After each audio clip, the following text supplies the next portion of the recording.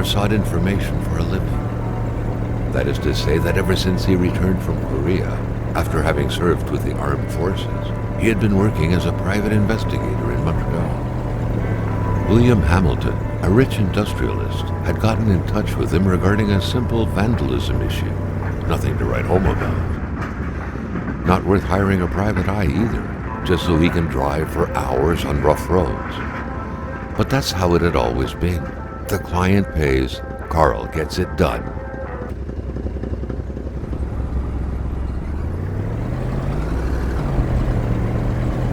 They had set up to meet at the general store, his client's business. Well, actually, the entire village had William Hamilton's name written all over it.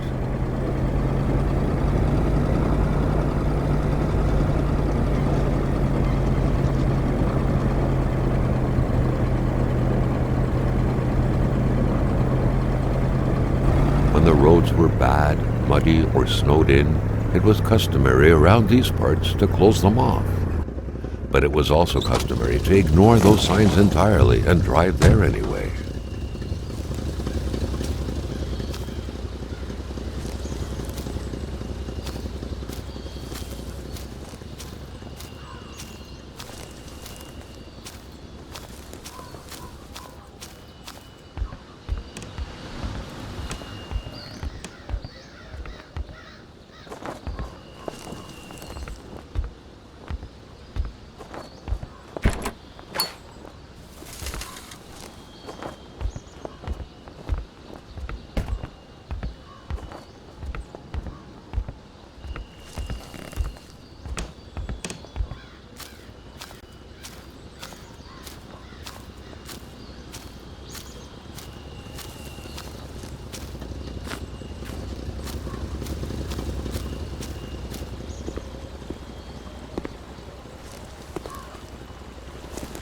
Hamilton never mentioned a road-blocking barrier. Why was it needed here in the back of Beyond? That would, however, be a mystery for another day. Carl had waited long enough for someone to come and raise it. Hamilton is waiting for Carl in the general store. It was time for him to get down to business.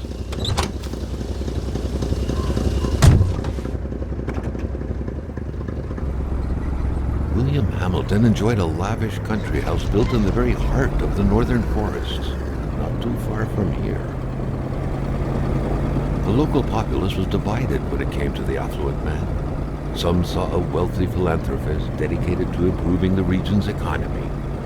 Others an aging Englishman who would do anything to further his fortunes. And those ones hated him enough to go on about scheming against him. Hamilton had recently acquired a few local businesses, but the last straw was the reopening of a mine, which gave rise to a wave of protests and threats from the Cree people. Given these circumstances, Carl reckoned that a good number of people must be feeling compelled to oppose Hamilton in one way or another.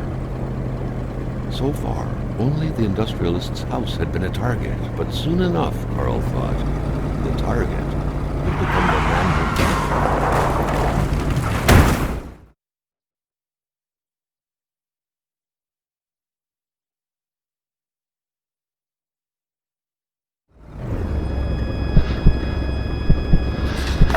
Carl needed to get out of there. The cold and the pain required urgent care.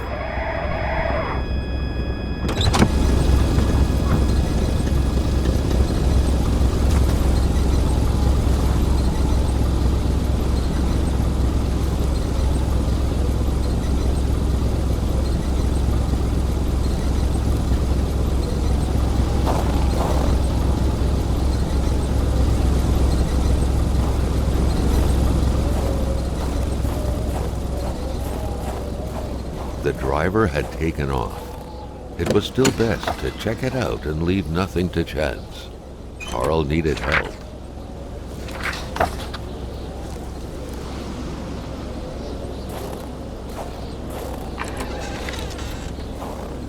Carl, ever diligent in his work, always carried his log on him, in which he scribbled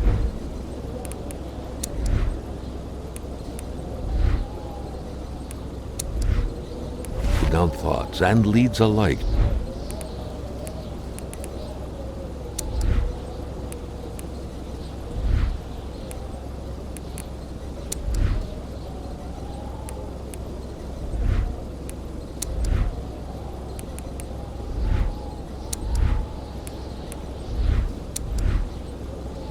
during the course of his investigations.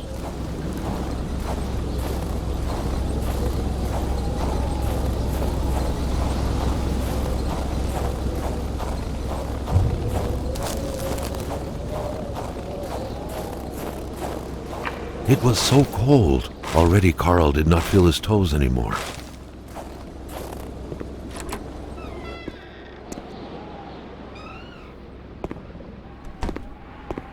Even better than he had hoped. Carl Faubert had succeeded once more, and was now on his way to new adventures.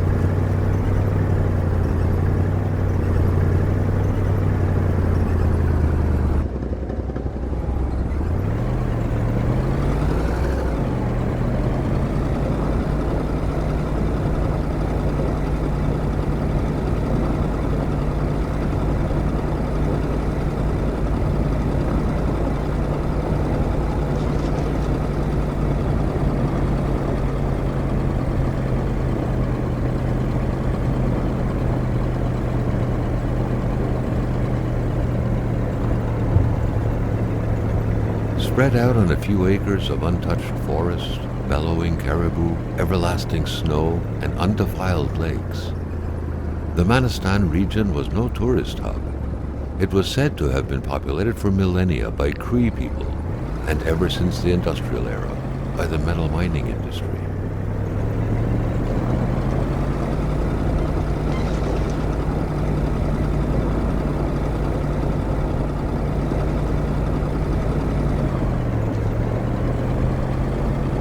Was running on fumes. Good thing that the general store was close by.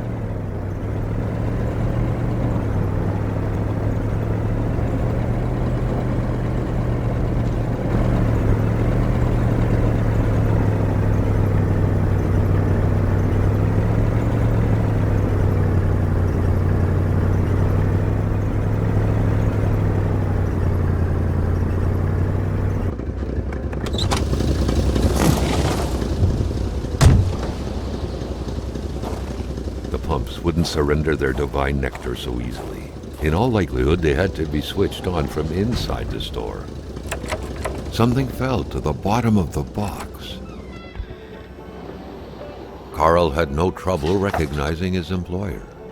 He had been killed. There was no need to be a detective to figure that out.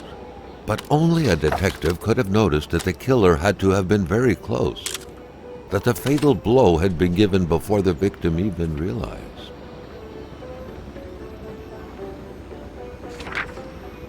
What could be inside that envelope?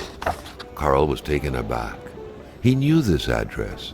It was said to be the address of the P.O. box for the Canadian Secret Service. Carl felt a chill down his spine and had a terrifying realization.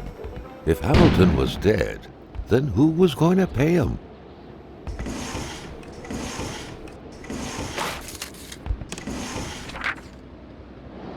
According to that log, it seemed like the whole village owed some money to the general store. Carl was far more interested in the bunch of nearby addresses he had just gotten his hands on, though.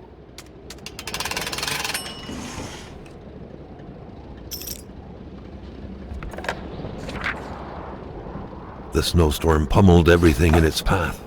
Carl was not surprised when he heard no tone. Carl knew that Gilles Lachance was in charge of the general store. That made him one of Hamilton's employees. A very angry employee, as Carl could plainly see.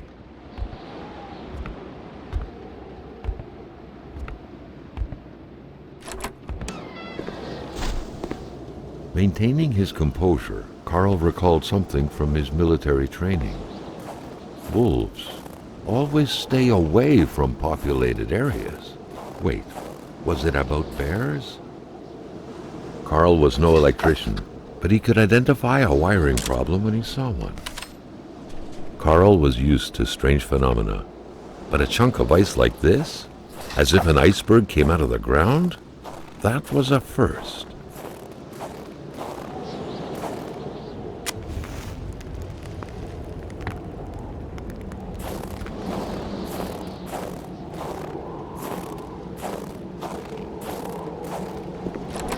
The Polaroid, Carl's long-standing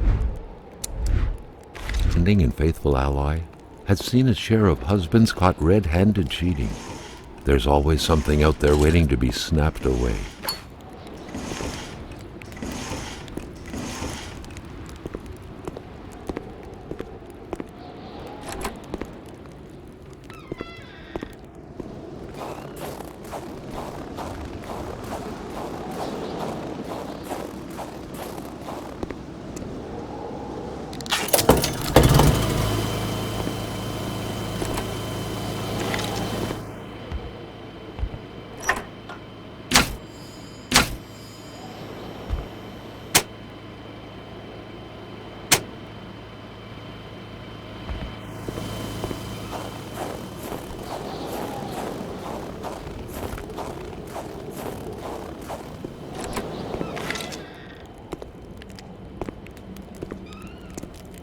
The crowbar was stuck under the lift.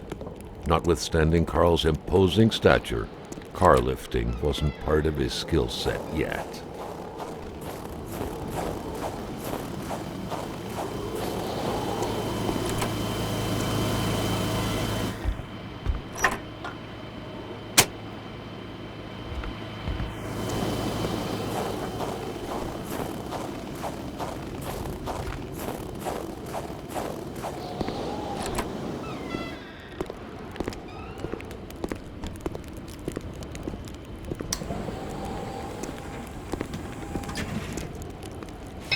At long last, the crowbar was within Carl's grasp. Surely it would come in handy at some point. The murder weapon. What was that doing there, Carl wondered. Hamilton must have been determined to keep some information secret to post this key. Shame he got unlucky. Everything made sense now. Poor Hamilton's denunciation was interrupted, and he figured it would be best to lock everything up and send the key to his correspondent, who would receive the box later on. Clever, but not enough. That's what happens to ordinary people playing spy. Carl was beginning to know the store and its surroundings like the back of his hand. The seeker had sought.